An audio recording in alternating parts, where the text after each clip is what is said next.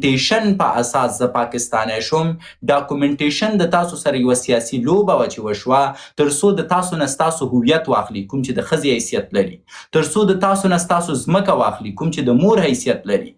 اوس که دې ډاکومنټیشن ته ته دومره تسلیمیږي چې دا ډاکومنټیشن په عادت ګرځوي، دا د غلامۍ اوج او دا درې رګه کیدل دي. سبا ته زه راځم په زور باندې د تا د کور کواله راخلم، په خپل نوم یې کوم او په تا باندې ګوته ږدم چې ته نور زما کرایه نشین شوې، ته دلته په کرایه اوسېږې. اوس که ته وایې چې شکیب د ډاکومنټیشن په اساس د ما کور خپل که او زه کرایه نشین یم، نو خو ته خو کمکلې، ما زور وکاروه، ته به بیرته د ما سره د زور نه کار اخلي، خپله قوالې نه به دې دفاع کوي. بابوجي ډاکومنټیشن د زور په اساس راوړو، د رایګرۍ په اساس نه. زه د تا د تاریخ په اساس مخ ته ځم، کوم چې زه بالکل نه منم. د تا په خبره انګریزان راغله، په زور یې هیوادونه سره یو ځای کړه، قومونه سره یو ځای کړه. ولې؟ مطلب د تا په قوم کې نر نه و که نه، د تا په قوم کې د رس سړی نه و که نه، د تا په قوم کې داسې انسان نه و چې د خپلې خاورې نه دفاع وکړي. ښه که زه نن ستا کور د تا د همسایه سره په زور یو ځای کړم او وایم چې ګډوله ژوند پکې کوئ، سره وادونه هم په خپلو کې وکړئ، کوئ؟ ته وایي نه، زما کور بیل دی، ولې باید د بل چا سره یو ځای شي؟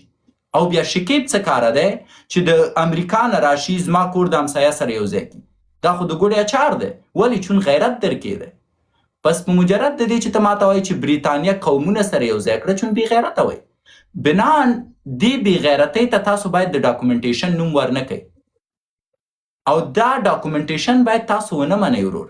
دا زما عرض دی د یو ورور. نه ډاکټر صاحب صحیح خبره کې ګوره، ښه خبره چې ویښې خبرې جواب نه وي، خو دغه خبره بیا په افغانستان کې امیر عبدالرحمن تا کې ده چې په تا باندې چې د نړۍ زور راغلو، پښتونخوا د برتنیا ته حواله کړه او ځان د وینه سیف کړو، نو په وخت کې دا یا بې غیرته و، د سره زور نه و لکه ما سره چې سمه ده. زه در سره منم، فرض کوو امیر عبدالرحمن خان بې غیرته و، راغی پښتونستان چې ستا دلیل مو ویلو، ستا دلیل چې کله څوک چا نه خاورالي منظور جان وایم، زه غواړم ما تا پرېکړې ته ورسېږو چې نورو ملګرو ته م وخت ورکړم.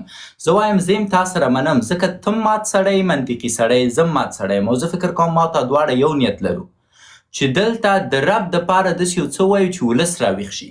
زما نیت همدا دی، که مې چېرته د دې نه بل نیت یې خدای مې دې وشرموي. زه د تا سره دا منم چې فرض کوو امیر عبدالرحمن خان بې غیرته و، راپورته شو پښتونخوا یې د 50 کروړه پښتنو سره چې په هغې کې ستا نیام و ستا نیکه مو په پنجاب خاص نه 15 کروړه ډاکټر صاحب 50 نه وي 15 کروړه نیاو نیکه خو دې پکې وه، او ستا نیا هم خرڅه کړه په بابوجي باندې یا د بابوجي په نیکه باندې، ستا پلار هم خرڅ کړه د بابوجي په نیکه باندې، او ستا ځمکه هم خرڅه کړه د بابوجي په نیکه باندې. نه دا یې ډران و، څه معنی لوبه چې وکړه دا یې ولسمشر و، ولسمشر ګوره جان وایم، ولسمشر پښتونستان په پنجاب خرڅ کړه، صحیح ده که نه؟ نه په پنجاب چېرته ډاکټر صاحب، پنجاب خو خپل چغې وایي پاکستان چې مونږ په چا یې خرڅ کړه؟ په برتانیا برټش امپایر. امیر عبدالرحمن خان زما نیکه کوم چې بې غیرته و، ستا نیکه یې د تا د ځمکې او د کور سره په انګریز خرڅ کړه، صحیح ده؟ او د تا نیا هم په هغې کور کې ناسته وه، صحیح ده؟ اوس راځه زه غواړم پوه شم د څو کالو دپاره یې خرڅ کړه؟ دا خبره زه نه که دا چې کوم لیک کړی د ډاکومنټیشن چې کوم دا چې د تاسو ویایي چې دا ډیورن کرښه نه ډاکومنټیشن کې څو کالو دپاره تاسو خرڅ کړي یې؟ موږ لوستی مې نه ده خو اورېدلې مې دي چې لاس کاله یې دا په اجاره باندې برټش ګورنمنټ ته په دا ورکړي چې دا یې ډران و په وخت کې د نیا سره دی. نه زه غواړم پوه شم د نیا سره دی لس کاله انګریزانو ته په اجاره ورکړه، دا څه دلیل نه ده چې نیا سره دی یا پلنی سره دی، پنجاب یا برتانیا نه هندوستان نه راواغستو، زه تا نه وی راواغسته، بلوچستان سیند دی ټول سره راغونډ کړل، برتانیا یو ملک جوړ کړو لکه اسرائیل. پوه شم، مطلب زه د نورو کیسه کې نه یم چې څوک یې کوم ځای نه راواخیسته، زه غواړم د خپلو پښتنو په اړه پوه شم. انګریز راغی امیر عبدالرحمن خان ته یې ویلی چې ته ونیسه یوه بې غیرتي وکړه، دا پښتونستان کې چې دی د پښتونستان ځمکه د منظور صاحب، زه نه پوهېږم ستاسو اصلي نوم څه شی دی، د ده د نیکه او د نیا سره 10 کاله په مونږ په اجاره راخرڅه کړه، همداسې وشوه که نه؟ او لاسته-ړلي یې ورکړي، دا یو ولسمشر و. زنده‌باد. نیا دې د نیکه سره د ځمکې سره لاسته-ړلي ورکړه، 10 کالو دپاره یې پیسې هم ورکړې زما نیکه ته که نه؟ I don't know. ځکه تا ته وایم چې مطالعه وکړه منظور نه جان، بیا ته وایې شو ما ته بحث دا د په دې نه ده ورکړی، دا یې په پاور کې نه و، د سره زور نه و، په افغانستان کې لوبه نه خرابه زما په وه، هدف پوه نه شوې منظور قتل عام و. ګوره جان مې زما په هدف پوه نه شوې. زه وایم که چیرته زه د تا په ځای وم او د ما خاوره انګریز د یو بل چا د نیکه نه چې امیر عبدالرحمن خان نومیږي رااخلي، ګوره زه ډاکټر غواړم پوه شم. صاحب اولنۍ داسې پوښتنه چې پوه د شه، مخکې وویې، نه داسې یو دقیقه جان مې، اولنۍ پوښتنه چې د ما سره پیدا کېږي دا ده چې زما نیا په څو روپیو باندې خرڅه شوې، زما د نیا د میاشتې لیز یا رنټ څومره و؟ دا جواب زما سره درکوم. لومړۍ پوښتنه ده. جواب ځکه په درکوم. نړۍ کې ته هیڅ هیواد به ونه ګورې چې هغه هیواد خاوره دی د خلکو سره په یو بل هیواد خرڅه شي. او مثال که چېرته درکوم. ستا سناریو ته راشو، که چېرته ستا سناریو ته راشو چې ته وایې چې نه انګریز زور لره، هیچ هم زور نه لره، انګریز پښتونستان راواخیست، بیا یې بلوچستان راواخیست، بیا یې پنجاب راواخیست، ټول سره یو کړه او یو هیواد یې جوړ کړه. او چون انګریز ډیر زور لره، بیا دا هیواد چې دی جنات ور وسپاره لاړه. دا اوس منطقي نه ده. یو هیواد چې زور لري او په خپل مقابل کې هیڅ رقیب نه لري، هغه ولې باید په کور کې کورونکي رامنځته کړي؟ انګریز هیڅکله دا ځکه درته وایم چې پاکستان تاسو ته کوم مغزي شستشوی کړی، د تاسو دا مغزه یوازې زه بیرته راپاکوی شم. فرض وکړه زه انګریز یم او د ما هندوستان مې نیولی، افغانستان مې نیولی او هیڅوک ماته مزاحمت هم نه کوي او زه هیڅ رقیب هم نه لرم. زه لیونی یم چې راواخلم افغانستان او هندوستان کې یو بل وطن هم جوړ کړم چې ماته جنجال ډیر شي، خو دواړه مې خپل دي، څوک نشته چې په مقابل کې مې ودرېږي، ولې بل هیواد جوړ کړم؟ د برتانیا د زینه وطن نورګا که اجازه وي دغه یو د خان صاحب یو دیش ثانیې جواب درکم.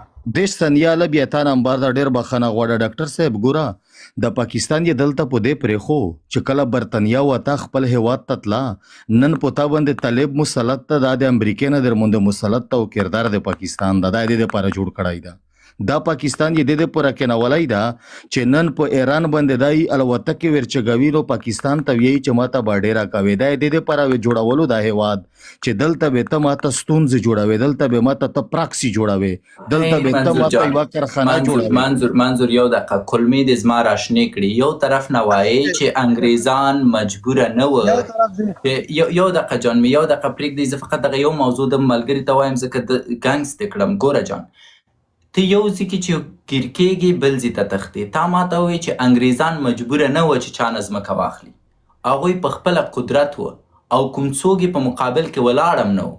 نو زه درته وایم ولې یې پرېښوده دا هیواد؟ اوس چې پوښتنه پیدا کېږي چې ولې یې پرېښوده، بیا ته تاریخ ولولې منظور. زه ځکه تا سره نور بحث نه کوم صدقه د شم چې یو ځل خیر دی لاړ شه، عذر درته کوم، تاریخ ولوله. هندوستان چې کله ونیول شو د لومړي ځل دپاره د انګریز په واسطه، انګریز دلته نه و راغلی چې هند ونیسي، بلکې د انګریز د تجارانو یوه ډله راغلې وه تر څو د هندوستان سره تجارت وکړي. اما چې کله راغله وی کتل چې هندیان ډېر بې غیرته خلک دي، هغه کمپنۍ ټول هندوستان فتح کړه او د هغې نه وروسته کوین ته احوال ورکول شو چې موږ خو دلته تجارت ته راغلي وو، اما هندیان ډېر بې غیرته خلک دي، په ځانګړي ډول دا د بابوجي قوم، موږ ترېنه بسته هیواد ونیو. بیا چې د انګریز خپل اساکر راواستول، پوره هندوستان یې کنټرول کړ او د هندوستان نه وروسته یې په افغانستان حملې شروع کړې تر څو افغانستان ونیسي. اما په افغانستان کې انګریز د ماتې سره مخ شو. انګریز په هیڅ ځای کې ماته نه وه خوړلې، افغانستان ماته ورکړه او کله چې افغانستان ماته ورکړه دو ماټ تو ګډ و، وضعیت یې خرابه و، هلته چې د هندیان هم مست شو. نو په داسې شرایطو کې چې اوس انګریز ته هندوستان کې هم جهنم جوړو، افغانستان کې هم ورته جهنم جوړو، انګریز په خیس پکې کړې، هند هم پرېښو، افغانستان هم پرېښو.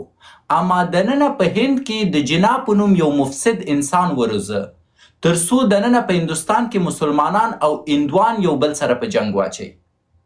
هیڅکله انګریز موږ ته هیوادونه جدا کړي نه دي، بلکې انګریز موږ ته خلک روزلي تر څو موږ په خپلو منځو کې واچوي.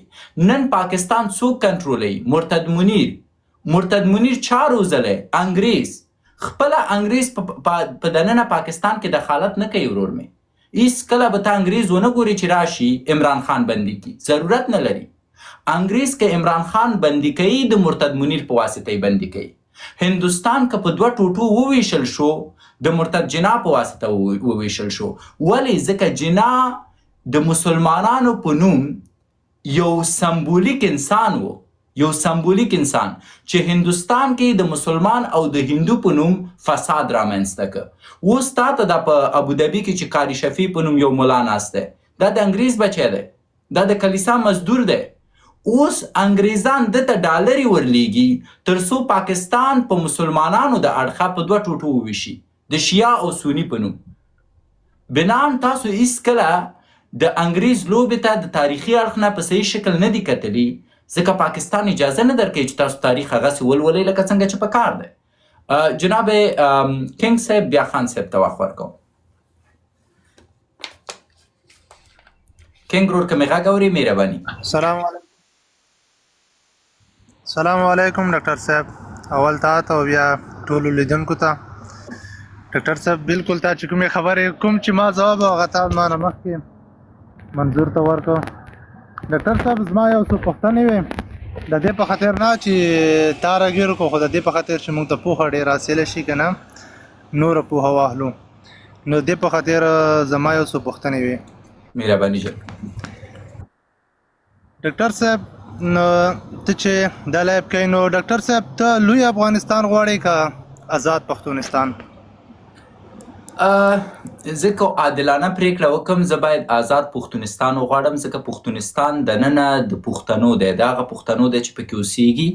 زه د پښتونستان په خاوره باندې هېڅ حق نه لرم. یوازې زه هغه وخت په پښتونستان باندې حق پیدا کوی شم کله چې دننه په پښتونستان کې اوسېدونکي پښتانه د دې خاورې عزت او عفت ونه شي ساتلی. دغه اوس چې زه په پښتونستان غږیږم دا زما حق نه جوړیږي چې زه په پښتونستان وغږیږم. زه په پښتونستان اوس ولې غږیږم؟ ځکه موجوده پښتانو په پښتونستان کې د پښتونستان عزت ونه شو ساتلی، په بابوجي باندې خرڅ که، نو زه ځکه لګیم پې غږیږم. په مجرد د دې چې پښتونستان آزاده وي او د خپلو سوچه پښتنو په لاس کې زه څه کاره یم چې پې وغږیږم، زما اصلا حق نه جوړیږي. انشاءالله چې پوښتنه جواب شوي. پښتنه جواب شو. بالکل ډاکټر صاحب یوه بله پښتنه وه. ډاکټر صاحب چې پاچاهان زما په خیال د 90 کلو په عمر وفات شوی ده، نو پاچاهان چې 90 کاله وفات شوی دی پاچاهان، نو پاکستان تر اوسه یا څه باندې 90 کاله کېږي، نو پاچاهان ته موږ افغان ویلی شو که پښتون؟ زه پاچا خان ته ګل خان وایم ورور، ځکه دا هغه افغان و چې د مقام د خاطره، د دولت د خاطره او د پیسو د خاطره د پښتون نسل خرڅ که او پښتونستان خرڅ که.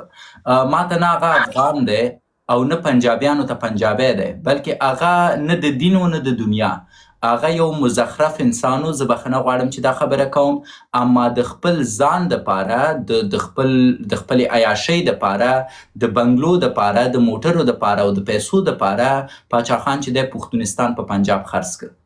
سو زه ورته ګل خان وایم. نه صحیح. ډاکټر صاحب یو پوښتنه د دغه ورور نه وکوئ، د مولانا ادریس د ولسي عالم و که درباري عالم و؟ د دربار دپاره دغه پوښتنه ته نه وکړه. زه مولانا ادریس چې و دا ولسي عالم و نه درباري. کینګ ورور بله پوښتنه هم لري؟ د وګي چې جواب شوی سم. ډاکټر صاحب تا په نظر ولسي و که درباري؟ زه فکر کوم په پاکستان کې اصلا دیني علما نشته. ټول زما نظر که چیرته غواړئ زه دا وایم چې په پاکستان کې اصلا اسلامي علما نشته، دا ټول ډالري علما دي. او که چیرته یو څوک ماته ثابته کړي چې یو انسان دی دننه په پاکستان کې د عام ولس سره ولاړ یو اصلي مسلمان عالمي، زه به ډېر زیات خوشحاله شم. مولانا ادریس دی الله وبخي، اما زما په نظر یو ډالري پروژه‌یي عالم و. که د ډالر ورکړي وه د مرتد منیر توصیف یې کوه، که د ډالر ورکړي وه د مرتد منیر توصیف په ځای ورته توهین کوه. هغه د اکوړې په نوم چې کوم څه لرل په دې مدرسو کې او کوم خلک یې چې روزل، دا یوازې د استخباراتو د استفادې دپاره هغه چڼې روزل چې بیا یې په پراکسي جګړو کې ترېنه استفاده وکړي. که چیرته وایي چې نه شکیب ته غلطي غیر عادله یې، نو زه د تاسو نه یوه پوښتنه کوم. دننه په پاکستان کې د دې مولانا صاحب ادریس زه نه پوهېږم څو کلن و، فرض وکړو 80 کاله عمر لره، د ده سړي ماته یوه ویډیو وښایئ، په منبر کې یوه وینا وښایئ چې د دولت یو غیر مشروع کړنه د غندلي. ته څنګه یو دیني عالم ته د عامو خلکو یا د ولس دیني عالم ویلی شي چې هغه دې په خپل ټول عمر کې یو ځل په یو نظام باندې نیوکه ونه شي کوی؟ د ډاکټر صاحب ډېر دقیق جواب دی ورکړ. ډاکټر صاحب د سوال خلاص ویډیو لرم چې هغه بالکل په مکمله توګه د افغانستان طالبان ستایلی دي او د افغانان ستایلی دي. بدې کړي ګوره جان مې کنګ صاحب، زه خو همدې ته منافق عالم وایم، زه خو همدې ته دومخی وایم، زه همدې ته ډالري دیني عالم وایم.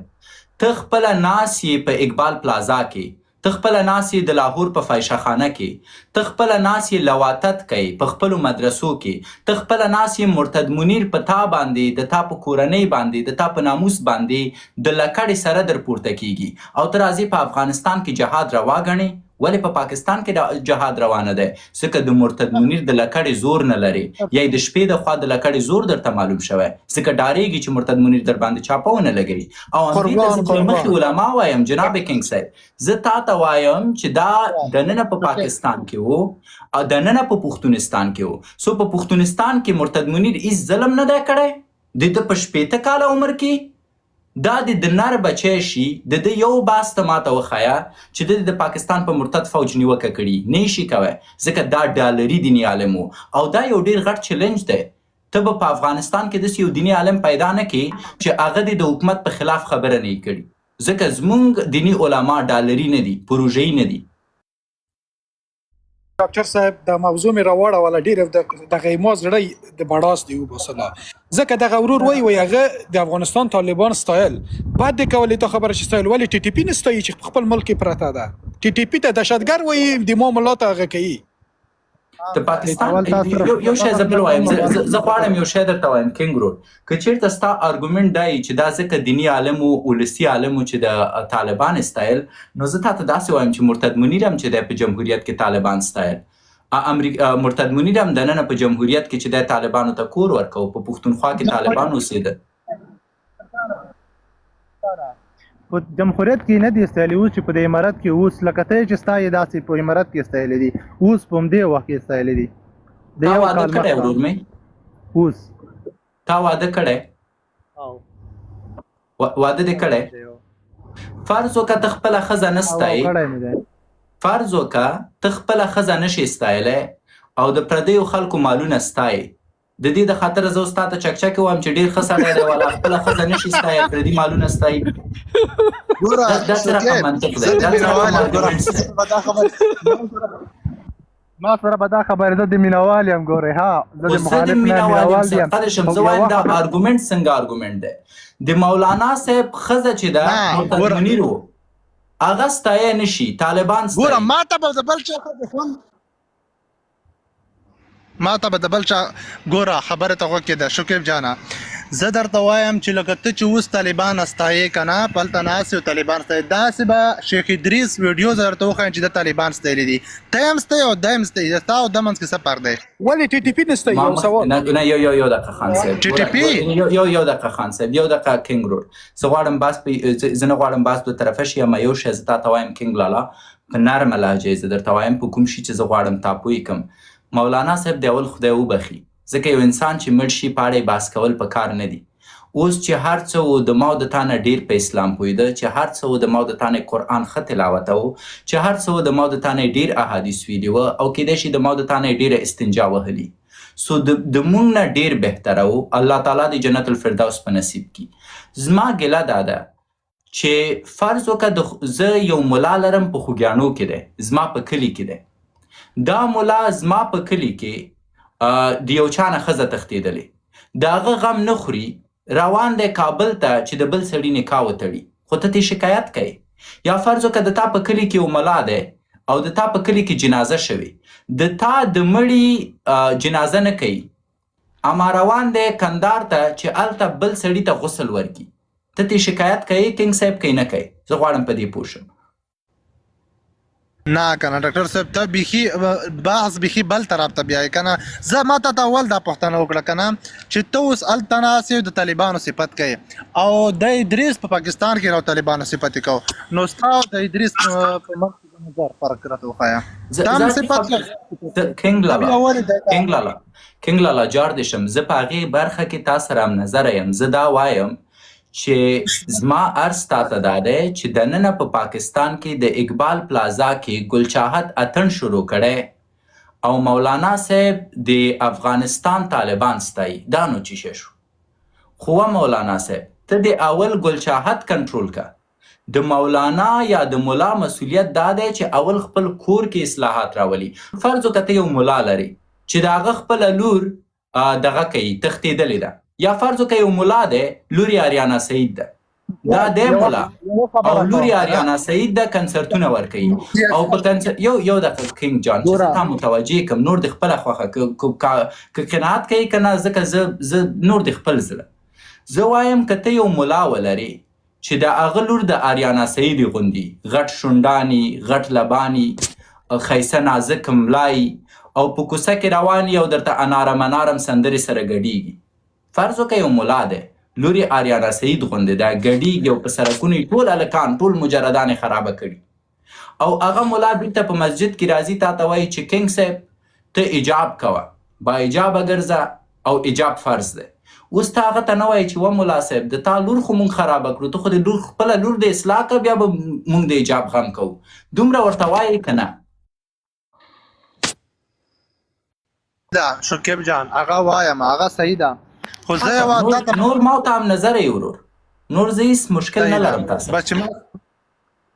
بس صحیح ده چې په دې کې ما سره هم نظر ما تاسو ته اول دا خبره کلیر کړه ما تاسو ته وویل چې شیخ ادریس چې دا په دې سیاست کې کار نه کوو درباري نه و ما ته اول دا وویل چې سیاست کې دا هیڅ دا نه ویل چې زه اقبال پلازا دی بند شي هغه کار دی دا په سیاست کې کار نه درلود یوازې هغه کار یې کوو کوم چې در سره کار و هغه سره کار و هم نظر یم کینګ صاحب الله دې اجر درکړي زه پوه شوم تاسو وایئ چې مولانا ادریس د هغه ملا غوندې و چې خپله لور یې آریانا سعید وه خو په مسجد کې خلکو ته وایي چې حجاب مراعات کوي اټس اوکې مطلب زه په خپل وطن کې که ګل چاهت ګډیږي که اقبال پلازا یي که علیشاه 007 یي که مرتد منیر راځي د ما قوم تباه کوي که چېرته مرتد منیر ښځو بې عزته کوي زه په سیاست کې ګوتې نه وهم خو حتما په افغانستان کې طالبان تشویق کوم آی اګري ما ته نظر صحیح دی ما ته ستونزه نه لري فقط غلط سره پوه شوي یو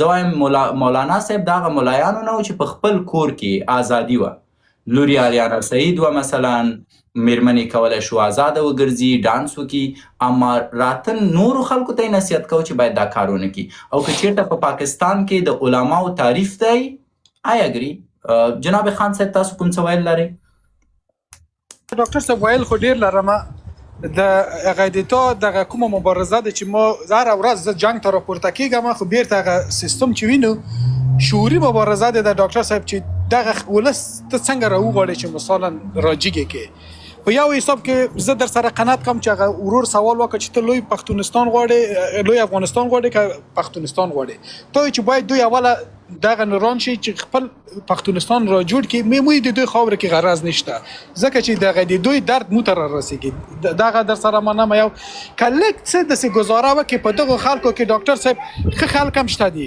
ښه په افغانیت مین خلک هم شته دي و ته تند ورسره ځې هغوی ته درکوي نه هغه وایي چې ما ته تانې راکوي که په دغه تانونه لږ تېر شي داسې لږ ذره چا خبره سړی وخورې هغه د دوی کې تخفیف وکړي لکه مخکې د چې مولانا ادریس باندې هغه ورکړه ډاکومنټ یې ورکړه یاره ډاکټر صاحب داسې ډاکومنټ یې ورکړه چې بیخي هغه ما زړه دې تازه کړه چې وروره ګله هو په دغه چې لږ نرم شي ډاکټر صاحب نور هیڅ مشکل نشته چې دوی کې یو فرق پیدا کړي پکې چې ګلخان څوک ده او اصلي افغان څوک ده الله دې په سترګو هیله کوم یو شی زه وایم زه نیوکې د دې د خاطره کوم چې پښتون په نیوکو او په پیغور راویښېږي کنې د منظور صاحب مې پرون هم دوه ویډیوګانې شیر کړي په خپل پلیټفارم کې ځکه د منظور غږ د پښتنو غږ دی او دننه د پښتونخوا د مات او ګډ ولس غږ دی ولې دې ولس ته زه ځکه بې غیرته وایم چې منظور یې چاکلیټي راپورته کوي یو باید تریخه می په تاسو کې ما وزغمئ زما تریخوالی وزغمئ منظور درته زارۍ کوي زه درته پیغور درکوم سو اما دواړه در باندې دردیږو او دواړه غواړو یوه حل لاره ولرو جناب حکمت الله عابد الله مو راوله ستړی مه شي السلام علیکم ډاکټر صاحب لومړی تا ته بیا ټول مینوال ته کتونکو ته علیکم السلام زما پوښتنې دوه پوښتنې دي ډاکټر صاحب ساده پوښتنې دي لومړی دا چې ځوان نسل څنګه کولی شي خپل هویت وساتي په ځانګړي ډول د سوشل میډیا په دور کې او دویم که یو افغان د هېواده بهر وي څنګه خپل هویت ژوندی ساتلی شي هغه دوې پوښتنې لرم ډاکټر صاحب کې جواب کړي زه فکر کوم دا دواړه ډېرې ښې پوښتنې دي او زه غواړم د پښتونخوا په ځوانانو راواچوم بیا یې جواب کړم که چېرته تاسو غواړئ خپل هویت وساتئ لومړی باید د خپل هویت اړوند معلومات ترلاسه کړئ او که چېرته تاسو غواړئ د خپل هویت اړوند معلومات ترلاسه کړئ نو تاسو به د انګریز د کتابونو دا معلومات لاسته نه راوړئ دا داسې دی لکه زه چې ووایم چې زه غواړم د خپل نیا په اړه مې پوه شم چې د ما نیا څوک وه او بیا راشم د ټرمپ د نیا سره کینم چې ښه بچیم ته ووایه چې د ما نیا څوک وه د ټرمپ نیا زما د نیا نه څه خبره ده که زه غواړم خپله نیا وپېژنم باید زه خپل کلي ته لاړ شم کوم چې خوږیاڼي دي او دننه په خوږیاڼو کې زه باید د هغه زړو خلکو نه پوښتنه وکړم کوم چې زما د نیا سره یارانې لرلې مطلب زړو خلکو نه مې هدف نارینه نه دي ښځې ښیم چې اوس نیا مې تهمت ونه کوي سو زه باید هلته چې د تاریخ پیدا کړم ستره ستونزه دننه په پښتونستان کې دا ده چې تاسو د خپل هویت د پیدا کولو دپاره د انګریز او د پنجاب کتابونه لولئ کوم چې د تاسو پښتنو ښکاره دښمنان دي تاسو نشئ کولی د خپل ځان په اړه د خپل دښمن نه معلومات ترلاسه کوئ دا داسې دی لکه زه چې وایم چې زه غواړم د نرتوب په اړه معلومات ترلاسه کړم چې یو ښه نارینه څوک او زه لاړ شم ګل چاحت ته کښېنم چې ګل چاحت بچې ته راته ووایې چې نرتوب یعنې څه اوس ګل چاحت راته وایي چې الله شکیب جان نرتوب یعنې دا چې ته راشه موږ سره وګډېږه دا خو نرتوب نه شو ته ګل چاحت سره ناست یې ته غلط ځای کې د خپل هویت پوښتنه کوي سو که چېرته د دې جواب عادي کم ماته د اسلام خبره رایادېږي چې وایي چې send him for 2 or 3 years to Dagestan and forget سو که چېرته تاسو غواړئ د خپل هویت په اړه پوه شئ لاړ شئ د 1 یا 2 کلونو دپاره افغانستان ته او هلته د نارینهو او د پښتنو ژوند تجربه کوئ که چېرته په خارج کې که په امریکا کې که په اروپا کې که په استرالیا کې په هر بدو بلا کې او که په پښتونستان کې که ته په پښتونستان کې او په دې باور یې چې ته پښتون یې او په دې باور یې چې ته افغان یې په دې باور یې چې باید پښتونستان آزاد شي ورور ویزه وکړه اما افغانستان ته په چکر لاړ شه کنداریانو سره کینه البته که ښکلی کندار ته لاړ شه که ښکلی مشکل نشته ولې ګیره پرېږده هدف مې دا دی چې هلته بېګیرې خلک کیدای شي ووهي ځکه اسلامي امارت وایي چې څوک باید بېګیرې رانشي شوخي کوم در سره یوازې شوخي ده زه نه غواړم څوک زما کومې خبرې چې ده جدي ونیسي کندهار ته لاړ شئ هلمند ته لاړ شئ ننګرهار ته لاړ شئ ننګرهار کې بیا هم دومره پښتونولي شاید زده نه شئ کړی ځکه ننګرهار کې زموږ غوندې چسکې پیدا کېږي داسې خامه پامه ګیره به وي موږ به څه تاسو ته پښتونولي در وښیو هلمند کې پښتونولي لیدی شئ کندهار کې پښتونولي لیدلی شئ لوی پکتیا کې پښتونولي لیدلی شئ په خوست کې پښتونولي لیدلی شئ د ننګرهار خلک تر ډېره حده پورې عصري ژوند ته یې مخه کړې داسې نه چې پښتونولي نه لري اما عصري شوي خلک دي با فرهنګه خلک دي اما په کندهار کې تاسو د امپراتوري تخیلات په ذهن کې ګرځوی شئ نو تاسو ته به هلته معلومه شي چې پښتون یعنې څوک تاسو ته به هلته معلومه شي چې افغان یعنې څوک تاسو ته به هلته معلومه شي چې خاوره یعنې څه تاسو ته به هلته معلوم شي چې هویت یعنې څه تاسو ته به هلته معلوم شي چې عزت یعنې څه اما که تاسو ناست یې په ټیک ټاک کې د زنځیري ریسرچرانو انګریزي کتابونه ګورئ او وایي چې دا پښتون دی یا دا تاریخ دی یا ناست یې په ټیک ټاک کې ګورئ چې یو انسان یوه ورځ تا ته چې دی د امیر عبدالرحمن خان په اړه خبرې کوي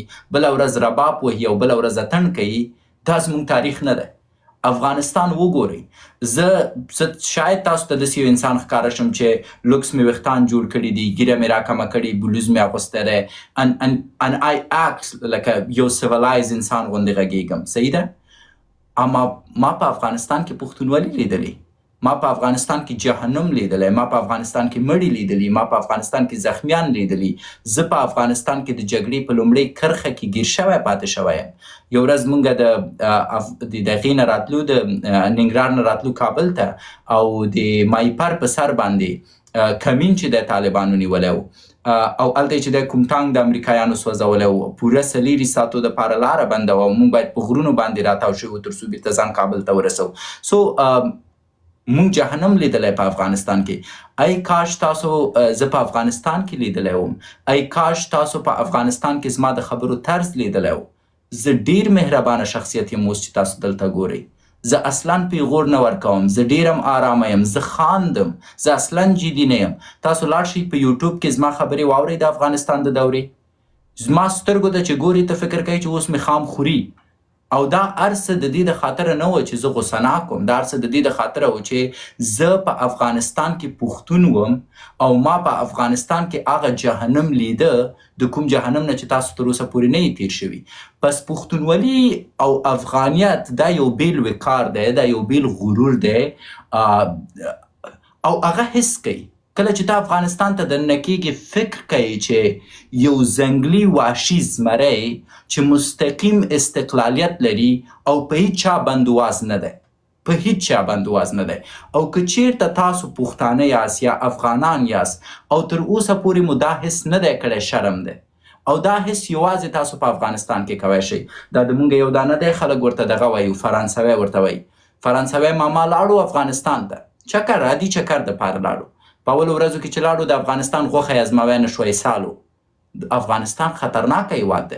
اوس یې زړه نه کېږي، اوس کلارې ناست دی په افغانستان کې. ورته وایي چې وسړیې بېرته فرانسې ته راشه، وایي نه زه همدلته چلنجونه کوم. سو د خپل هویت د ساتلو دپاره خپله خاوره وګورئ. تاسو تاریخ د هغه چا نه مه زده کوئ چې د هغه نیکه په ننګرهار کې ښخ شوی او تر اوسه پورې د خپل نیکه هدیره نه یې لیدلي. زه د ټولو ګلخانانو نه هیله لرم که چیرته واقعا غواړي پوه شي چې پښتانه دي که نه، افغانان دي که نه، یو ځل لاړ شئ افغانستان ته.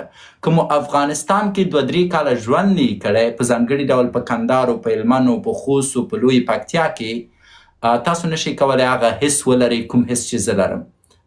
هغه ډېر خوږ حس دی. انشاءالله پوښتنه جواب شوي ورور. یوه پوښتنه بله لرم ډاکټر صاحب.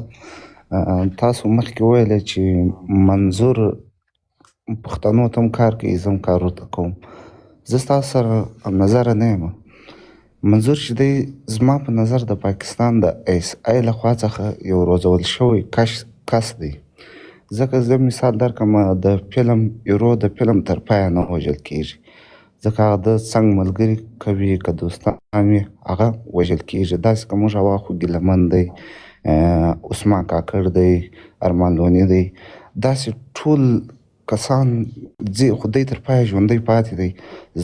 زما نظر دا دی چې دا د پاکستان د ISI لخوا څخه یو روزل شوی کس دی او دلته د پښتنو په سر باندې. حکمت جان، زه یوه خبره تاسو ته وکړم. ټول افغانان چې راته ناست یو لطفا دې ته دقیق فکر وکړئ.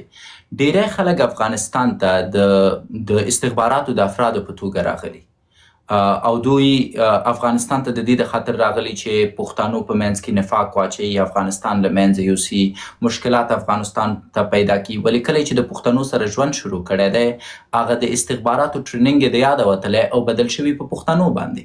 یو ښه مثال یې زه تاسو ته درکوم. د امریکا 2 استادان چې په امریکایي پوهنتون کې درسونه ویلې، دننه افغانستان ته د دې د خاطر راغلي و تر څو زموږ فرهنګ له منځه یوسي. د امریکایي پوهنتون یو اساسي کار دا و چې دننه په افغانستان کې د پښتنو فرهنګ له منځه یوسي. اما دا 2 نفره طالبانو ونیول او د 2 کالو دپاره یې په زندان کې ساتلي وو او بالاخره هغه سړی خوشې شو، بیرته راغی امریکا ته. اما امریکا کې زړه تنګ شو، اوس بیرته لاړ دی افغانستان ته، هلته یې کلمه هم ویلې او د طالبانو سره ناست دی، مشاور دی. پښتون صادقه دی او کله چې ته صادقه اوسې، صداقت تر ټولو ستره فکري مبارزه ده. دا کوی شي د استخباراتو ذهن هم بدل کی، دا کوی شي د یو استخباراتي فرد ذهن هم بدل کی. داسې نشي چې خدای ناخواسته یو ورځ راشي چې منظور پښتین راته شهید کی او بیا یې موږ ارمان کوو چې کاش دا مشر مو د لاسه نه ورکوو. ځکه یو وخت و چې موږ په ګیلمن باندې هم شک لره، اما کله چې شهید شو بیا یې اوس عکسونه په خپلو حجرو کې ګرځو. سو زما نظر دا دی تاسو په منظور باندې نیوکې وکئ، اما دا نیوکې باید د پښتون د جوړونې نیوکې، دا نیوکې باید داسې نیوکې نه وي چې هغه په پښتون کې شکونه ډېر کړي. زما په منظور باندې نیوکه په خپل ځای ده، هېڅکله زما دریځ د منظور اړوند نه بدلیږي. زه منظور ته وایم چې وروره رهبري دې ضعیفه ده، تا ډېر پښتانه مړه کړه، ګټه دې ورته کمه ورسوله. زه د هغه وخت منم چې موږ ته پلان راکړي، زه د هغه وخت منم چې موږ ته بودیجه راکړي، زه د هغه وخت منم چې موږ ته حزب جوړ کړي، زه د هغه وخت منم چې پښتونستان آزاده کړي، زه د هغه وخت منم چې جهاد وکړي، نه عدم تشدد. ته متوجه یې؟ زه پې نیوکې کوم، د تا نه بدتره نیوکې پې کوم، اما که زه ورباندې ټاپه ولګوم د منظور مینوال زما خبرې نه اوري. د منظور مینوال ماته وایي چې شکیب منظور ته وایي د استخباراتو سړی، شکیب تا منظور سره کتلي، شکیب ته په پښتونخوا کې منظور سره پاتې شوی؟ نه. څنګه ورته وایي چې د استخباراتو سړی دی؟ او حق هم لري ما نه خفه شي.